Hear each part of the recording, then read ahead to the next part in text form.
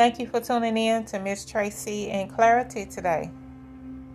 What do you do when parenting goes wrong? You giving that child your heart, mind, and soul. You put in your blood, sweat, and tears. You gave them more than what you had, only for it to not be enough. Our parents are our examples. I aim to raise my children how I was raised. I was raised by a single mother. I would see my father every once in a blue moon, sometimes by a fluke.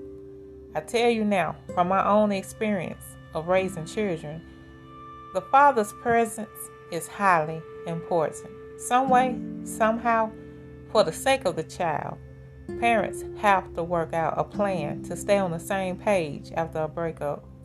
You two figured out how to get on the same page to create that child. Children who have both parents seem to do better to me. This topic itself is a bit complex. I'm not an expert. I just speak from my own experience and personal observations. Yet at the same time, because a child has both parents, doesn't guarantee they'll be successful either, but they'll have a better chance in the world. Single motherhood will wear your ass out. I know we make it look easy, but it is not. That's why we have so many step parents now. It was 2009. I was a mother of 2 boys and 1 girl. A normal day went for me like this. I would get 3 children ready for daycare daily. Iron for 3 kids and myself daily. Take care of all our hygiene duties daily. I would get on the bus to town to transfer to another bus that took us straight to the daycare. I would register them in for the day, go back and get back on the bus to town by myself and transfer to another bus that took me straight to work. I would do my shift at work, which was customer service at the time, and deal with the social, political, and spiritual opinions of others. I would get off work, get back on the bus to town, and transfer to another bus to go get my kids, hoping they're coming back in the clothes I sent them in. I know some of y'all know about that daycare life. We would get back on the bus and go to town and go to the supermarket downtown and get dinner and get back on the bus to go home. You know I was tired and then some. Guess what? Now I gotta cook for all of us. That was day in and day out for me for a year and a half. I did it like a champ. I had no choice. These kids didn't ask me to be here. You don't work, you don't eat. I like the quote that says, the only helping hands you have is at the end of your own wrist. And that's the gospel truth. I said, Lord, I need help. I got married in 2010, and he was a godsend to me. Slow your roll, young ladies.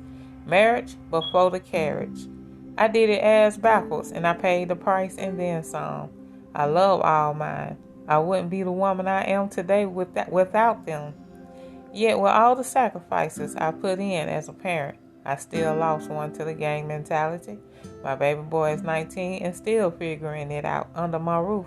My daughter is 18 and influenced by all these city girl antics. The only thing I'll give the city girls credit for is they pushed getting to the bag before the baby. I thank God for that. They not bringing babies home to me. My oldest son has 1 daughter, but he married her mom. That's a whole nother story. I let God be God. He allowed it, right? We have our expectations as parents. Sometimes your child might get with the program. What do you do when they go off script? You make lemonade out of every lemon life throws you. That's what I do and did. The same God that kept you will keep them as their parent. When these opportunities arise where you can have a convo or two, plant all the righteous seeds you can in their minds. It takes time for them to see and get it. It did for us too. Don't beat yourself up when you know that you gave your all. That prodigal son or daughter will be back. Trust that. If you have any comments about today's episode, you can contact me at MissTracyandClarity@gmail.com. Godspeed.